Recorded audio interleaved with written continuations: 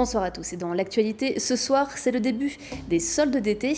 Et si ce n'est plus l'affluence d'antan dans la plupart des magasins, nombreux sont ceux qui attendent toujours cette période avec impatience. Ce sera l'occasion d'évoquer ensemble de nouvelles tendances en matière de consommation.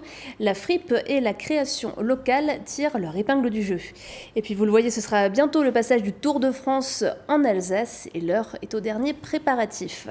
Et on commence avec un point sur la canicule. En raison du pic d'ozone, la vitesse maximale autorisée pour les véhicules sera abaissée de 20 km demain à partir de 6h du matin sur l'ensemble du réseau routier du Bas-Rhin et du Haut-Rhin. Et puis dans l'Eurométropole de Strasbourg, la circulation différenciée sera mise en place. Seuls les véhicules qui disposent de vignettes critères 0, 1, 2 ou 3 seront autorisés à circuler. Les autres devront donc rester au garage, ce qui représente près de 60 000 voitures immobilisées rien qu'à Strasbourg, soit environ 35% du parc automobile de la ville. Même proportion à peu près dans le Bas-Rhin, 276 563 voitures disposent de vignettes 4 ou 5 ou de pas de vignettes, soit 31% des automobiles du département. Les soldes d'été ont donc débuté ce matin. Jusqu'au 6 août, les Français pourront profiter de prix cassés et c'est la dernière fois que les soldes dureront 6 semaines. Ils seront raccourcis à un mois dès l'an prochain car s'il reste un événement pour les commerçants et les consommateurs, les soldes sont en perte de vitesse. L'augmentation de la vente par correspondance et la multiplication des périodes de promotion toute l'année ont contribué à diminuer leur attrait. Mais les acheteurs étaient tout de même nombreux ce matin à traquer les bonnes affaires et ce, malgré la chaleur. Exemple dans la zone commerciale de Vendenheim. C'est le début des soldes, ça fait toujours plaisir. Du coup, on va dans les magasins, on achète et voilà, on se fait plaisir. Je trouve que c'est avantageux avec les enfants, surtout qu'on en a 4, on arrive à bien les habiller avec une certaine somme. Moi, je préfère en magasin, comme ça on peut essayer.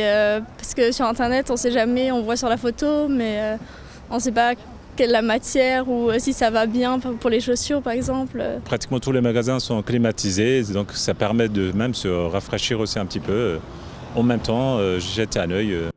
Et puis pour ceux qui veulent se refaire une garde-robe à petit prix mais qui souhaitent éviter la surconsommation, il existe des alternatives. La fripe connaît un regain d'intérêt qu'on appelle seconde main, vintage ou occasion. Le vêtement de la fripe donc séduit de plus en plus de clients.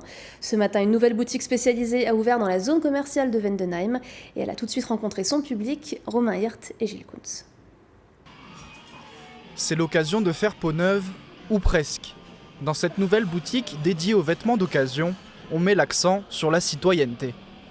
Le but en fait c'est vraiment je pense d'aider les gens via donc, la fripe parce que c'est un côté sympa, c'est bon pour la planète, c'est bon pour le porte-monnaie aussi, donc ça touche vraiment tout le monde.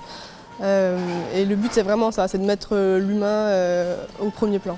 En 25 ans d'existence, l'entreprise Relais Est, qui gère 7 établissements de ce type dans la région, a collecté près de 6300 tonnes de textiles. Ces tissus sont ensuite triés pour en revendre les meilleures pièces. L'occasion pour certains clients de lutter contre la surconsommation. Je trouve qu'on achète trop de vêtements souvent, on est alerté sur le fait qu'il y a beaucoup de gaspillage vestimentaire aussi. Et donc ça fait circuler les vêtements. Pourquoi acheter des nouveaux vêtements qui sont fabriqués des fois dans des conditions pas idéales. Et donc je trouve qu'éthiquement c'est intéressant. Mais pour la clientèle, l'intérêt principal de ces boutiques, c'est avant tout les prix. Je suis passé devant, j'ai vu c'est en collaboration avec Emmaüs. Je me suis dit tiens, vu que je connais déjà à la base, je me suis dit pourquoi pas venir voir, jeter un coup d'œil, c'est l'occasion. Je vais des fois à Emmaüs pour voir ce qu'il y a, parce que mine de rien c'est quand même des prix intéressants. Et c'est vraiment pour trouver la bonne affaire. Des bonnes affaires à saisir ou à proposer. Pour recycler vos vêtements inutilisés, rendez-vous dans les 1450 bornes de collecte du Grand Est ou directement en boutique. Et une autre tendance qui monte en matière de shopping, l'artisanat local, y compris en matière de vêtements, bijoux et décoration. Et donc les boutiques de créateurs se multiplient. Exemple à Strasbourg, Cécile Motz.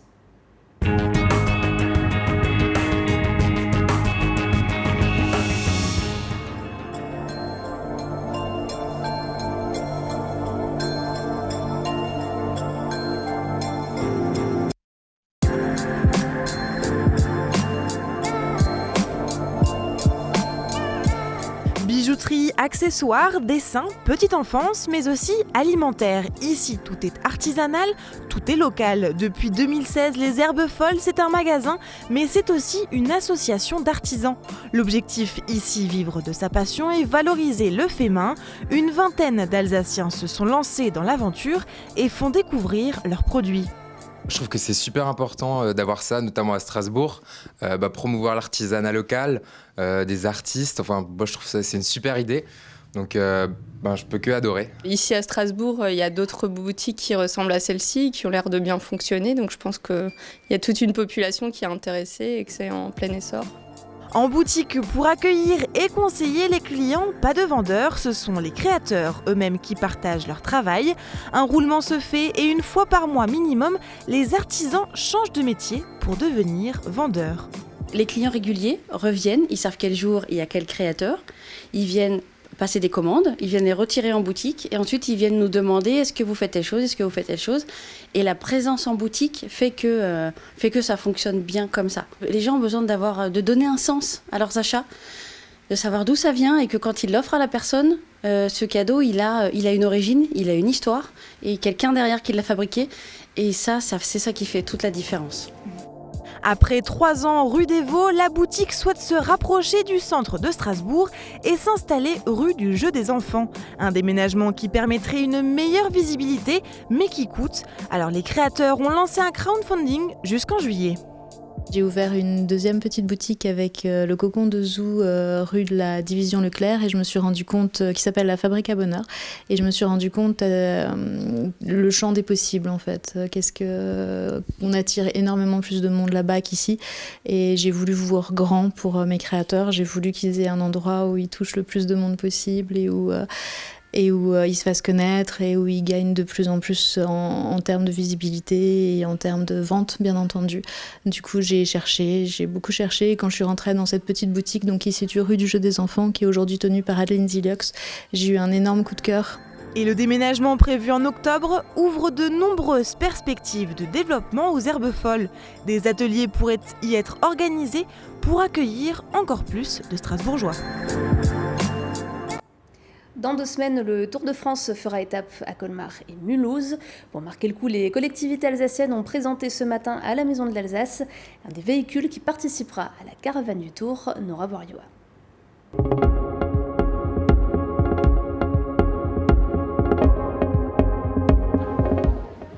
Après 5 ans d'absence, la Grande Boucle repassera par l'Alsace cet été.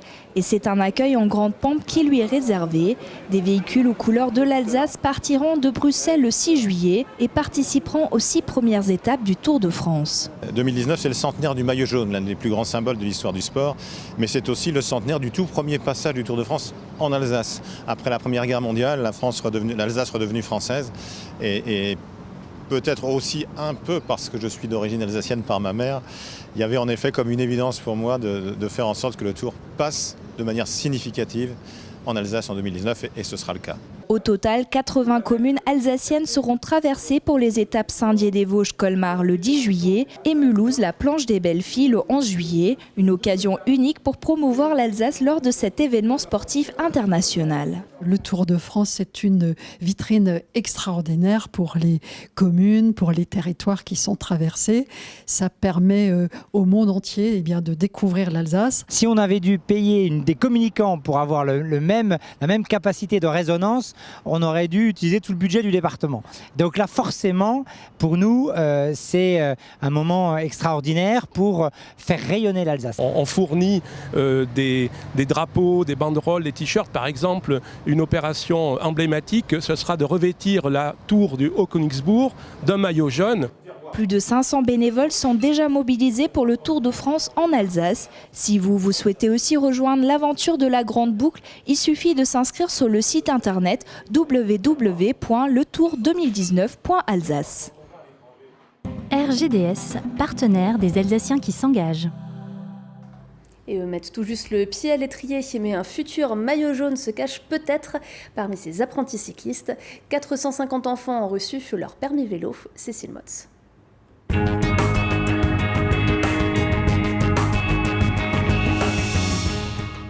c'est un panneau d'interdiction, on n'a pas le droit de faire certaines choses. Qu'est-ce qu'il y a dessiné à l'intérieur du panneau?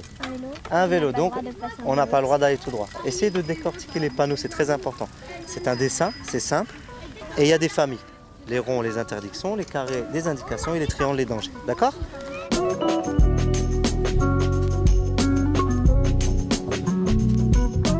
Priorité à droite, respect des feux de circulation. Pour faire du vélo, il faut avoir de bons réflexes. Avec leur casque sur la tête, ces enfants ont entre 6 et 11 ans et déjà leur permis en poche. Ça reste un plaisir, c'est pour certains un sport, un loisir. Moi, c'est plutôt pour un moyen de transport. On doit respecter les panneaux. Quand il faut mettre le bras pour tourner à droite, on met le bras à droite, etc. Des fois, on a envie d'y aller rapidement et on n'a pas forcément envie de respecter les panneaux. Il y a plein de panneaux différents, ils se ressemblent un peu, on ne sait pas lequel ça veut dire quoi parfois. Au centre d'éducation routière de Strasbourg, les agents de police veillent au grain. L'objectif ici, apprendre à utiliser un vélo en toute sécurité. Souvent, les jeunes enfants, on leur apprend à faire du vélo, mais ils ne savent pas circuler à vélo. Donc c'est le but de les faire évoluer sur cette piste et aussi le but du permis vélo qui va les préparer à circuler sur la voie publique en toute sécurité. On va les sensibiliser sur les différents axes sur lesquels ils vont évoluer, donc en particulier sur les pistes cyclables, puisqu'à partir du moment où il y a une piste cyclable, les cyclistes sont obligés de l'emprunter. Sur une chaussée normale, on va les sensibiliser effectivement sur les priorités à droite et sur les différentes intersections qu'ils peuvent rencontrer, en particulier les carrefours giratoires ou les ronds-points. Sur les pistes cyclables ou les ronds-points, il faut savoir partager la route. Alors pour la ville de Strasbourg qui mise beaucoup sur le développement du vélo et des mobilités dites douces, il est important de favoriser la sécurité et les bons comportements. On est quand même aujourd'hui dans un moment où les modes de pratique, les modes de déplacement doux sont vraiment à privilégier.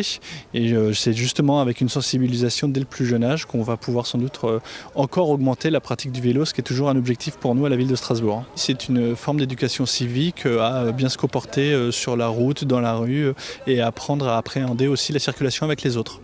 Pendant un an, plus de 400 enfants de l'Académie de Strasbourg se sont préparés à circuler à vélo. Mais leur permis n'est pas un aboutissement, seulement une étape. Il s'agit d'un permis cycliste, savoir rouler à vélo, qui permet de travailler dans un parcours éducatif en commençant avant cela par le permis piéton pour aller ensuite vers le collège et l'attestation scolaire de sécurité routière. Donc c'est un enjeu important puisqu'on est dans un parcours qui se déroule sur plusieurs années et vous en voyez aujourd'hui la concrétisation à une étape de ce parcours. Au-delà de la remise du permis, les élèves des 12 écoles présents ce matin ont pu s'initier aux gestes de premier secours et à la mécanique. Et si certains s'interrogent, pas de panique, pour ce permis, il n'y a pas de point à perdre. Et c'est l'heure de l'image du jour, Oliviane. Chaque année, pour le teaser de leur bal du 13 juillet, les pompiers de Strasbourg se lâchent. Et la cuvée 2019 de leur clip cartonne sur les réseaux sociaux avec près de 120 000 vues en quelques jours seulement. Ça commence doucement avec une intervention en marinière, mais comme d'habitude, ça se termine de manière bien plus torride pour le plus grand plaisir de leurs fans sur Facebook et du magazine.